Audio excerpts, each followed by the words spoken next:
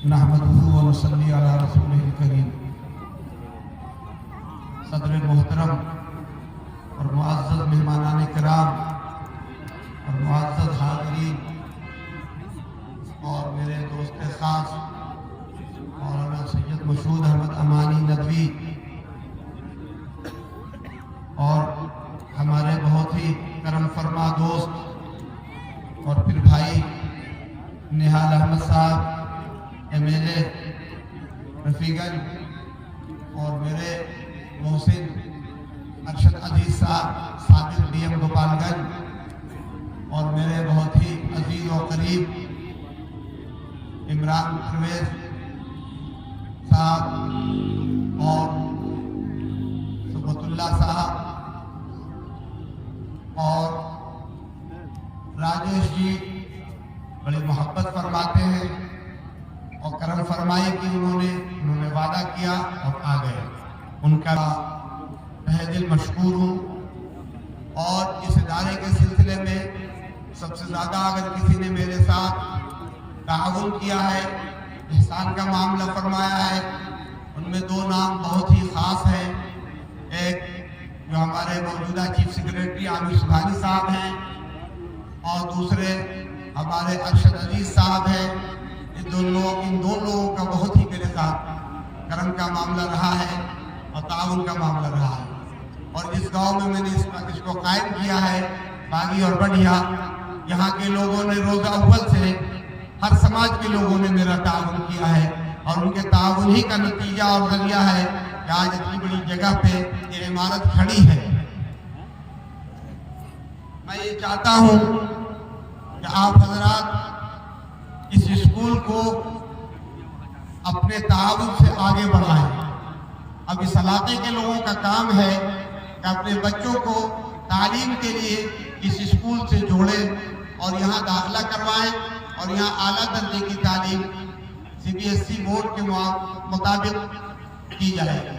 2 मई से स्कूल का निज़ाम शुरू हो जाएगा। और इसमें खास बात यह है, आगे चल करके मैंने एक बात ये रखी है कि बच्चों का कैरियर ईयर 4 साल होता है, 9th और 10th, 11 और 12।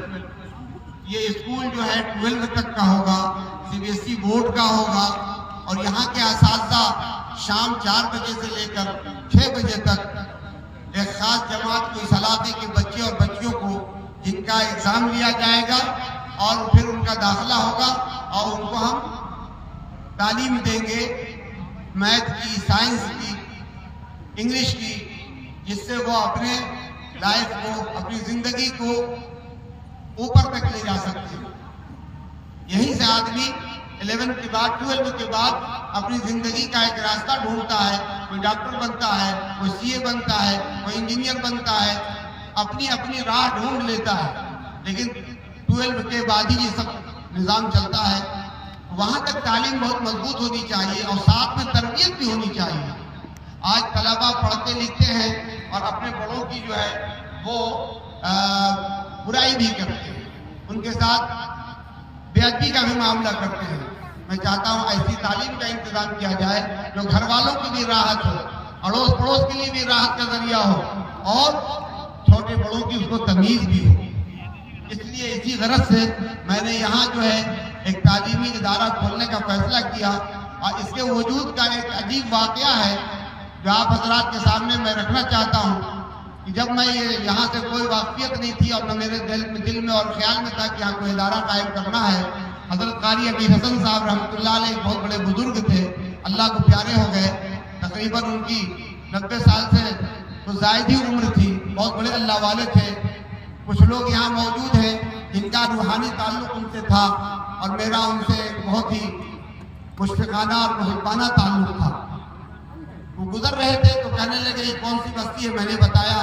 कहने लगे यहाँ ज़मीन खरीद लीजिए। मैंने कहा हजरत यहाँ कह जानना पहचान ज़मीन कहाँ से खरीद लूँ? कहने लगे आप ले लीजिए। मैंने कहा पैसे कहाँ से आएंगे? कहे वो भी इंतज़ाम हो जाएगा। ये 2012 की बात है। उसके बाद कुछ दिन गुजर गए, एक साहब आए, मैंने उनसे कहा कि मुझे ज़मीन के लिए आप मदद कीजिए, कोई ऐसी जगह यहाँ मुझे 5 एकड़ जमीन चाहिए स्कूल के लिए। तब उन्होंने कहा कि ठीक है, आप चलिए मेरे साथ, मैं इलाका दिखाता हूँ। मैं जब आया वो भी यहीं पर लेकर के आए, जहाँ पर हजरत कारी साहब रहमतुल्लाह अलैह ने निशानी की थी, वहीं वो भी लेकर के आ गए और कहा कि पसंद कर लीजिए। लिहाजा फिर यहाँ बात आगे बढ़ी और ये जमीन खरीदी गई और लोगों ने ताउन किया, यहाँ के गाँव वालों ने, सारे समाज वालों ने मेरा साथ दिया और आज भी साथ दे रहे हैं वो लोग। मैं इस 2 गाँव का अपने तहे दिल मशकूर हूँ, बागी और बढ़िया के लोगों के लिए। ये लोग, इन लोगों ने मेरे साथ बहुत ही ताउन का मामला किया है।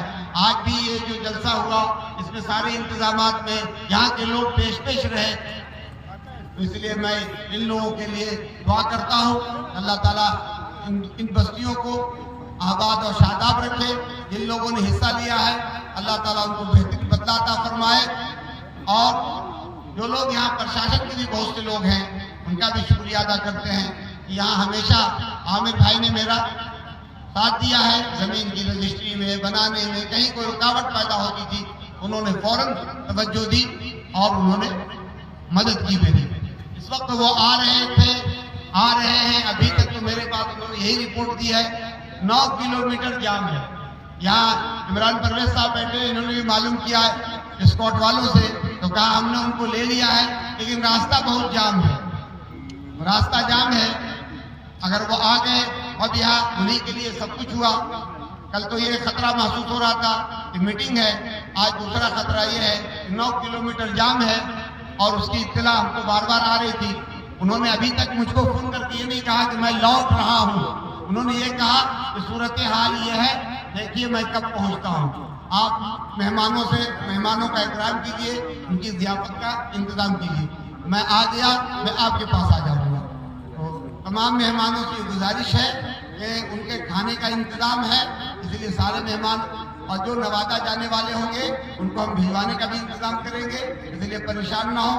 और इसके बाद हमारे सामने जो इस इजलास के सदर हैं जनाब शमीम अहमद साहब, इंजीनियर शमीम अहमद साहब, ये अपनी ज़िंदगी को दावत व तबलीग में वक्फ किया और सिलसिले नक्शबंदिया में इन्होंने अपना एक मकाम हासिल किया। और इनके पीर व मुर्शिद हज़रत मौलाना जुल्फ़िकार साहब कतरा वाले, जिसकी जिन्होंने बुनियाद रखा, आज उन्हीं के खलीफा और उन्हीं के खातिम खास के हाथों से इसका इफ्तिताह हो रहा है। उनका बयान भी होगा, उनकी दुआ भी होगी। ये सब अल्लाह की मशीयत है। जब मैं इसके बुनियाद के लिए कहा शमीम भाई से, तो उन्होंने कहा चलिए हजरत के यहाँ। हम लोग गए कतरा, वो बीमार थे। फिर उन्होंने कहा कि मैं जब ठीक हो जाऊंगा, सफर करूंगा, तो आपके स्कूल का, आपके जो है मस्जिद का बुनियाद रख दूंगा। उन्होंने हस्ब वादा इसकी बुनियाद रखा, उस मौके से भी तशरीफ लाए। कुछ दिनों के बाद उनकी रहलत हो गई, अल्लाह उनकी मग़फ़िरत फरमाए। और अब आज जब ये इदारा कायम हो गया है और 2 मई से तालीमी सिलसिला शुरू होगा, उसका इफ्तिताह और आगाज़ जनाब आमिर सुबहानी साहब को करना था, लेकिन वो अभी तक पहुंच नहीं सके हैं। और अभी तक वो हमारे इत्तला के मुताबिक जो अभी आधा 15 मिनट पहले तक फ़ोन पर बात हुई है, लौटने की बात उन्होंने मुझसे नहीं की है। इसलिए जब तक उनका फ़ोन नहीं आ जाता है, मैं ये नहीं कह सकता कि वो नहीं आ पाएंगे। और ये गेट